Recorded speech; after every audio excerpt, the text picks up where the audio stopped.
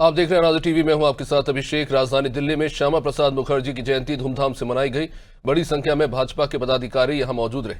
वहीं केंद्रीय कैबिनेट मंत्री अश्विनी वैष्णव से लेकर दिल्ली के मुख्यमंत्री रेखा गुप्ता, विधानसभा अध्यक्ष विजेंद्र गुप्ता, दिल्ली प्रदेश अध्यक्ष वीरेंद्र सचदेवा ने श्री श्यामा प्रसाद मुखर्जी की प्रतिमा पर फूल चढ़ाए और उन्हें याद किया। वहीं मुख्यमंत्री रेखा गुप्ता ने कहा कि देश की भूमि में राष्ट्रवाद का पहला बीज यदि किसी ने बोया तो वो डॉक्टर श्यामा प्रसाद मुखर्जी थे। एक देश में दो विधान, दो प्रधान और दो संविधान नहीं रहेंगे, ये कहने की हिम्मत श्यामा प्रसाद मुखर्जी ने दिखाई थी।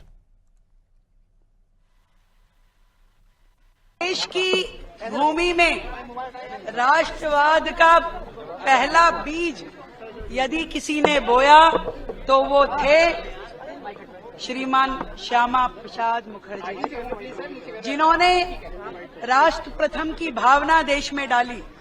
जब तत्कालिक सरकारें देश के विरोध में निर्णय ले रही थी, उस समय उस व्यक्ति ने केंद्र सरकार के मंत्री पद से इस्तीफा देकर के भारत की अखंडता की लड़ाई लड़ी।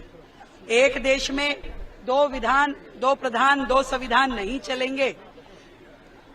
कश्मीर हमारा है, वो सारे का सारा है।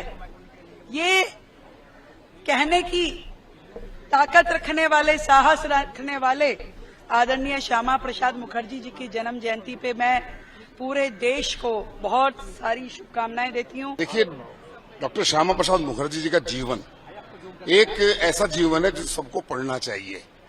उनका केंद्रीय मंत्रिमंडल से इस्तीफा देना और किन मुद्दों पर देना, उसमें धारा 370 कॉमन सिविल कोड और उसके बाद उनको लोकसभा में जीतकर, और जिस प्रकार से पंडित नेहरू ने कहा कि मैं आपको कुशल दूंगा, तो उन्होंने कहा मैं आपके विचारों को कुशल दूंगा।